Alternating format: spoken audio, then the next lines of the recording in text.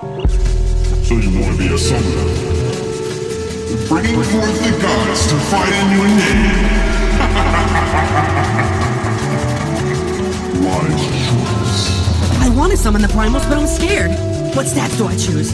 Is there a correct order in which to summon the primals? When is it safe for me to move during a fight? Help me, Gomdeezy! By the 12, I need it! Calm yourself, my child. In due time, these answers will be shown to you.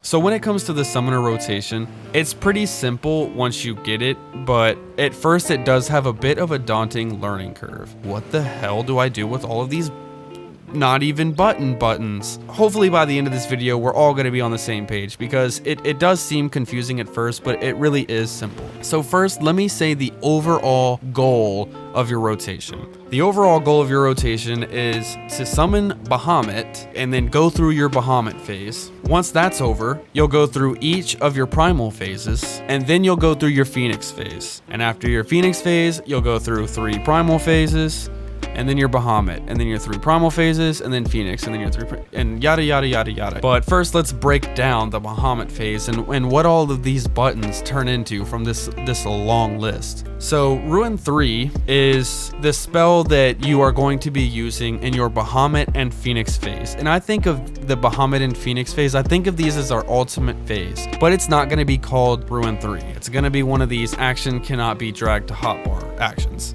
So Ruin 3 under Bahamut is going to turn into Astral Impulse.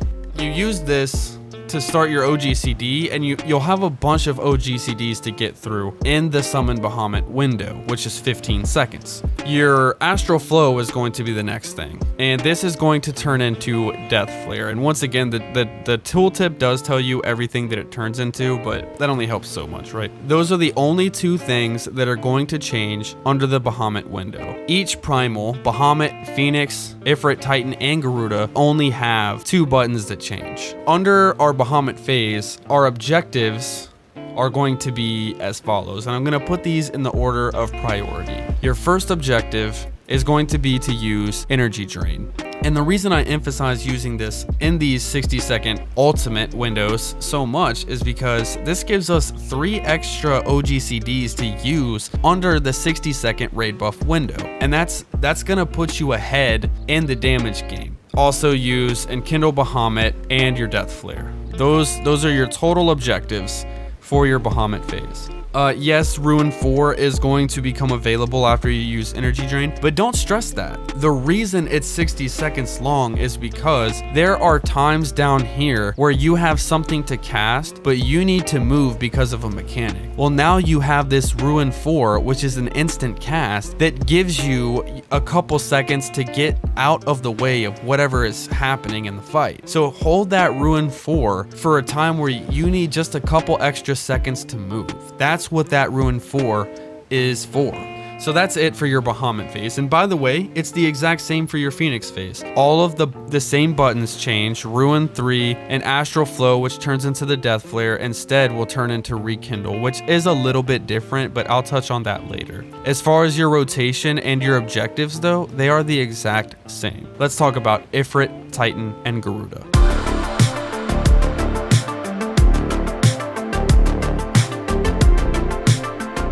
Okay, so when it comes to the 3 primals, instead of using Ruin 3, which changed to like Astral Impulse and Fountain of Fire with Bahamut and Phoenix, we're going to be using this Gem Shine. Under Ifrit, this Gem Shine ability will turn into Ruby Right. Under Titan, it'll be Topaz Right, and under Garuda, it will be Emerald. But let's break down everything that we need to know about Ifrit first. So like I said, this will turn into Ruby Right, and you will be able to cast this 2 times. Ifrit gives you 2 Fire Attunement stacks. And you can see how many stacks you have right under the gemstones over here with the little Bahamut thingy.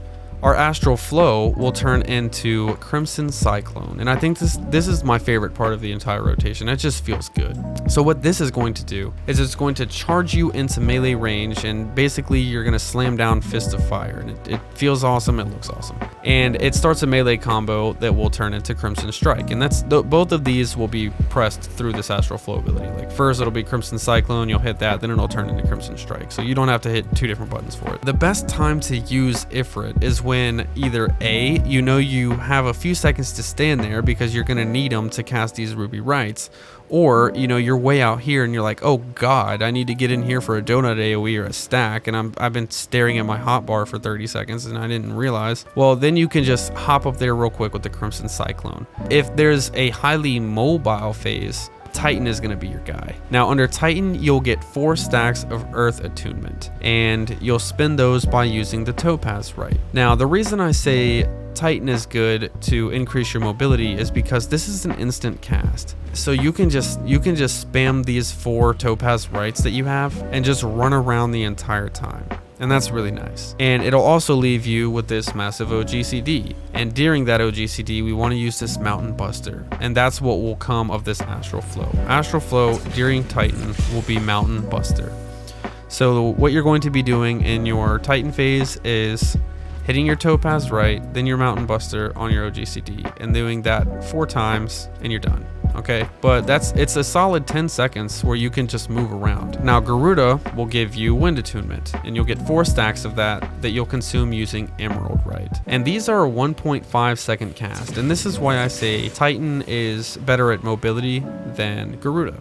Because 4 times 1.5 is 6, and 4 times 2.5 is 10, right? You got 4 extra seconds to move around in your Titan phase. Your Astral Flow will turn into Slipstream, and this ability is actually really cool. It leaves a dot, and it is a 3-second cast. Slipstream and the 4 Emerald Rights are your overall goals for your Garuda phase. And this melee combo, if I didn't say this earlier, this can be done at any point during the Ifrit phase. You don't have to worry about when you start this combo as long as you don't cast anything in between here, because that will break the chain. Past this, you're just going to be going back into your Phoenix phase. We start with Bahamut, we go through those 3 primals, and then we end up in the Phoenix phase. And this is the exact same as your Bahamut phase, except for instead of Death Flare coming from Astral Flow, we're going to get Rekindle. And this is a heal, restores own or target party members HP with 400, and it also grants them regen when their health goes below 75% or whenever this would fall off them. That is the downside to Phoenix. Would I rather hit the boss for 500 potency, or would I rather heal somebody? Like what? I'd obviously rather hit the boss for 500 potency. I don't want to heal anybody. I'd play Scholar if I did. So that's all of the general phases, and next let's get into the opener. Too late, now you're in trouble, trouble, trouble, trouble. Swim deep, you're in. The opener most people are using goes into obviously Bahamut first, and then Titan, and then Garuda, and this is just so we can fit the most OGCDs into our opener because of the tincture and things like that. So to start off with, we'll cast 2 Ruin 3s. After that second Ruin 3, I'll use Searing Light. You can do it after the first Ruin 3, but you will clip into your Bahamut a little bit, but that's okay. It's been numerically shown to not be significant, but I do it after the second one because it just bothers me to clip. So we will then use Tincture right after we summon Bahamut, and then we'll just go into our normal stuff. It should also be worth, it's also worth mentioning that you can Swift Cast Slipstream when you get to the Garuda phase, and you should be able to do that on every one. And if you can't for any reason, try to just hold Garuda until you can. But all right, so I will go ahead and start a countdown so I can show you the precast, and we'll get into it. So right about here, and I'll do one more. Searing Light, summon Bahamut, pop your pot, boom, Akmorn, and that energy drain. You can double weave your Death Flare with Fester and you will not clip.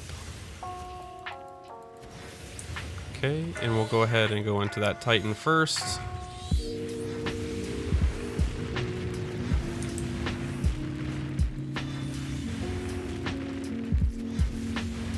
Alright, now Garuda, Swift Cast, Slipstream, and then spend all 4 of your Emerald Rights. And we'll go into Ifrit here, to our melee combo. That looks really cool. We'll be right. Now, if you didn't have to use your Ruin 4, you can use that right there. And then you got one Ruin 3. And after that Ruin 3 is when you would use Searing Light again, once that's off cooldown. Should be like after this all happens one more time. Once again, make sure you get that energy drain off during your ultimate phase. Just keep on chugging along. So yeah, that's your opener.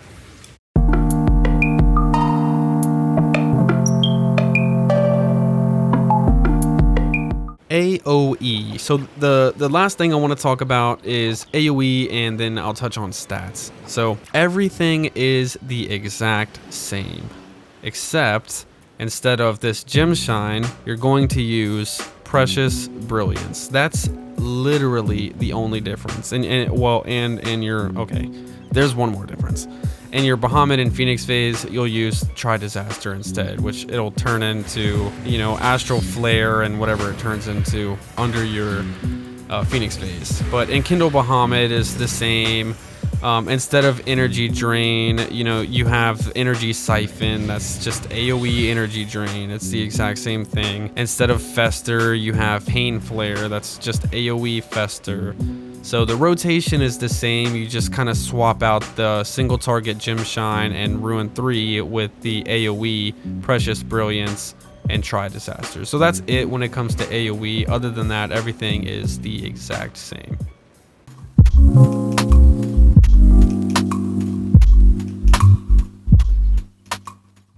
So as far as stats is concerned, Critical Strike, or Critical Hit, sorry, is going to be the best stat. We have this massive 1300 potency ability and everything, and if we're getting crits under that, it's just massive amounts of damage. I mean, it's huge. 1300 potency is a lot, and to see a critical strike come from that, I'm critting as much as my health. It's ridiculous. Like, I've gotten 50k a couple times under raid buffs. It's ridiculous. Second is going to be Determination. This is just a general buff to your damage. So that's always nice. And then after that, you can go for direct hit or a little bit of spell speed if you want. Although I would err on the side of direct hit simply because some people would say, having a little spell speed is going to, help you get through that Ifrit phase and, the slipstream and all that. But I don't really see the point in making it faster, because if mobility is what you're going for, then you're going to want to go into that Titan phase, or Ifrit if you've already consumed your Titan. Garuda. And then Ifrit if you know you have a second to stand still. So don't spell speed too much unless you're having like a serious problem with how slow the casts are, then fine, go ahead. But I really wouldn't worry about spell speed. I would worry way more about crit, determination, and then if you have to use a filler for materia or whatever, just go for direct hit next. And that's pretty much it for your stats. You're all done. Get out there. Summon some stuff. What are you doing? Leave. Go. Summon. You've got it. Like and subscribe to the channel for more guides. Get out there. Summon. Summon.